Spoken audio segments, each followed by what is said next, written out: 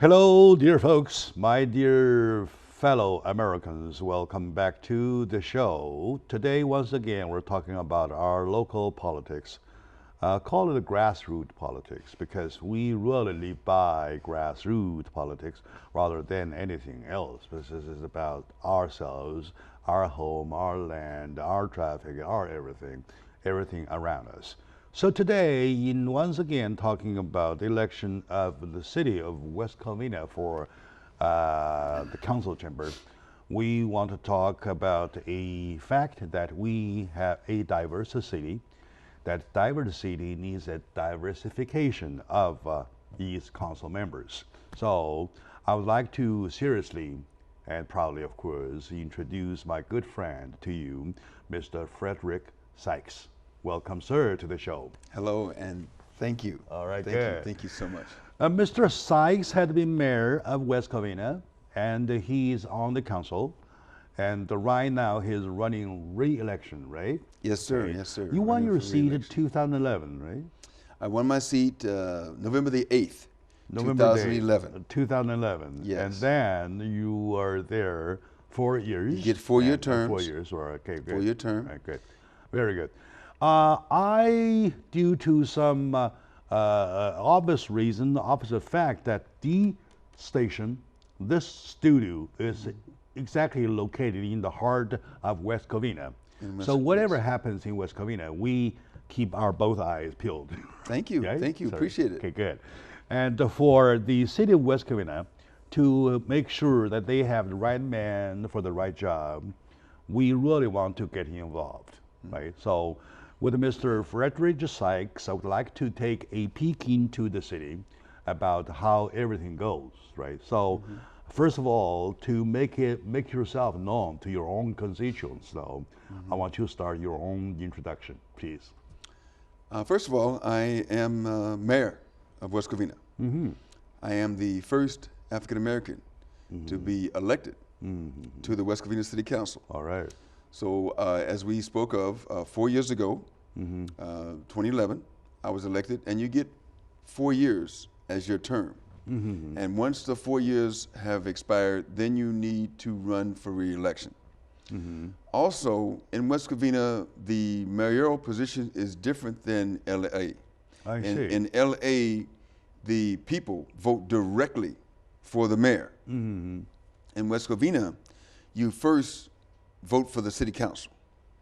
Then the city council itself, once you are on the city council, then the 5 city council members, they decide who's going to be mayor. Not by rotation. It is rotation, but it's not automatic. I It's see. voted on. I see. Because a good example of what's happened, I give you 3. The first one is back in, I believe, 2007. He's now the assembly member for the 48th district. That was Assembly Member Roger Hernandez. But before he went to the assembly, he was a council member, just like I am. And when it came time for him to be mayor, his colleagues would not vote for him to be mayor. So that happened in West Covina, but that's happened in the past. I see. If you check out the city of Walnut, they have the same type of program, same type of. I see. And they wouldn't let. I think it's Ching. I think maybe his name is Chin. Yes, Chin. Yeah. Chin. Thank you. Chin. Yeah. They wouldn't let young Chin. Uh-huh. He didn't get voted, and he didn't. He was not able to get enough votes to ascend to be mayor. To obtain his mayorship. Right, and then there's one other city, La Mirada. They did that too. I see. And it seems to be a kind of a trend against the young guys. The young guys seem to have trouble getting their colleagues to Well. because the main thing is your colleagues they have to have reason not to let you be mayor. Yes. And it's a vague situation, but normally it's a matter of if you're doing things that they feel are unbecoming of a mayor. I see. Just recently, I think they are calling for the mayor of Carson to step down because they thought that he did not live. I think that was one of the reasons. He has a Exactly. record problem. He had a residence problem. So I always tell people in this election too, you need to check. You need to trust, Mm-hmm. but you need to verify. All right, good. And see, what happens is we vote by the ads. We vote by the advertisements. All right. And we don't check to see character, I see. reputation, Of course. integrity. Mm-hmm. Those are things that are very important for people to give their vote to, Okay. because the people are giving the vote is trust, because they entrust us with power. Yeah, you're right. So right. now, how did that happen for me to get to be on the city council? For 33 years, I was a deputy sheriff for LA County. For some folks who don't know anything about me, I grew up in an area of Los Angeles, south central, called, and the area was Watts, Willowbrook. Oh, Watts, yeah. Watts, Willowbrook, and Compton. All right, sure. All right. Yes, sir. So that's a hot pot. And yes, sir. That's a hot pot, and yeah. I'm one of 7 children. So my I parents see. had their hands full. They were very, very busy, but very diligent parents. Yeah. And so they helped us avoid some landmines and some things that you can really get trapped. Okay, you're right. Where we come from. You're absolutely right in that And aspect. so yeah. I'm the sum total of all those things that helped me come forward from and survive I see. that type of atmosphere where you don't have much in the way of resources. The education is not the best. Yeah, all right. Even in the schools, they struggle to get books of high quality. I would like to make one insertion for that fact. In the Chinese culture, they use a term to describe situation like you're talking about. You know the lotus, the flower, Yes. lotus root, which is edible, right? Very edible, Oh, very okay. delicious. Okay. Right. Lotus It root. comes from deep in the dirty water in mud. However, you peel it off, it is as white as snow. See the point? Yeah. See the philosophy? Uh-huh. To maintain yourself as white as you can, as white as snow, even in the mud. Deep in the muddy water, deep in the mud itself. Yes. Sometimes the mud smells. Right? So that is a term we use to like the root of lotus. Like Okay, that. Go ahead, okay. please.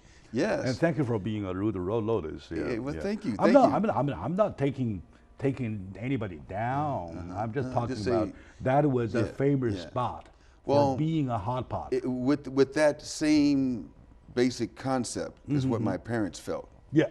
That we had a good name that they were giving us. That my parents before me Yeah. had integrity Yeah. and were honest and good, hardworking people. Exactly. So that's what they imparted to their 7 children. So even though we were in the muddy water, yeah. we had integrity. We had a high degree of integrity. And keep And yourself so- as white as snow. Exactly. So then, at the age of 19, when you're in a big family and you don't have much resources, you're constantly helping to give back. So I've worked since I was 12 years old. Oh, And by the time I was 19, that's an early start. Oh yes, absolutely. I was delivering papers and washing dishes and working in restaurants and so forth. All right. I even picked fruit before. All right, good. And so by the time I was 19 years old, I found out You're a veteran already. I had yes of being able to understand that you need to show up for work, be on time, be responsible, Yeah, be that's reliable, very basic, be yes. responsible, be reliable. So at 19, I got the good fortune of joining the Compton Police Department. I worked part time as a what they call a community service officer. And what you did, your duties were simply everything that the police officer did, except where there was a gun and handcuffs required. All right. So traffic reports, burglary reports, check fraud, any kind of report where you didn't need to make an arrest or have a gun to handle it. And traffic accidents, those kind of things. So I learned as a young man before I became a police officer. And so that was one of those jobs that affirmative action in America, because they look and they saw, wait a minute, this is unfair. How do we make sure that these opportunities are given to people? Evenly and fairly. Thank you. How do we make sure that these opportunities are given to Yes. people? Yeah. So then they did what they call affirmative action. And so what that means is the government started checking. If you are in a community, and you're offering a service, you had a store, you had a business, whatever, and people come in to apply for a job, and you look around and you go, how come these people don't work here? They live here. How come these people don't work here? So in particular, it was a push to help people of African American background get opportunities to show we could do the job. Yeah. Just give us the opportunity. And so we were denied opportunities in the 60s, and those doors were opened with affirmative action. So that's how they started putting money into areas where they knew they were having high crime. And Compton at that time was one of the murder capitals of the U.S. Your chance of dying in Compton was higher than any other city in the United States in late 60s, 1969, 68, 69. You had a really high crime. And unfortunately, it is back again. It is back. The federal government is coming back with a program to try and help my home community to get strong. But anyway, to tell people more about me, so that law enforcement background came through that affirmative action through working part-time, and I was in college. So LAPD was recruiting heavy. LA County Sheriff's recruiting very vigorous. They were very active with their recruitment. All right. And so they were on the college campuses, and I was at Cal State LA. You were picking up. Yeah, so they said, hello, we like you, we see what you have to offer for the community. Exactly. We want you to apply. And so I did. I applied for both Los Angeles Police Department and for Compton Police Department. Okay. I'm sorry, for sheriffs. Yes, LSD and LAPD. Yes. LASD stands for Los Angeles County Sheriff's Department, and LAPD, Los Angeles Police Department. Yeah. Well, when you need a job, you just take, first come. You don't stop and say, oh, wait a minute, I'd rather be LAPD. So LASD came first? LASD came first, the LA County Sheriff's Department. Okay. And so they did what they called, hired me as they called off the street, meaning I was hired and put to work immediately doing law enforcement activity. Okay. And they put me to work in a jail. And that was good fortune for me. Was it? Yes, because it was called... All right, Mr. Mayor, let's take a very short moment, moment out. I believe that lots of people know you, of course, including people who might not know you, have never heard about your personal story. This is very personal story. Not only it is interesting, but together it makes a point. Yes. Right, where a leader comes from. Exactly. That's it, right? Yeah. So let's take a very short moment now today. I'm with the mayor, our mayor of West Covina, a city council member, a proud member. A member represents the, I would say, minority. All right, so we'll be right back after this very, very short break, please.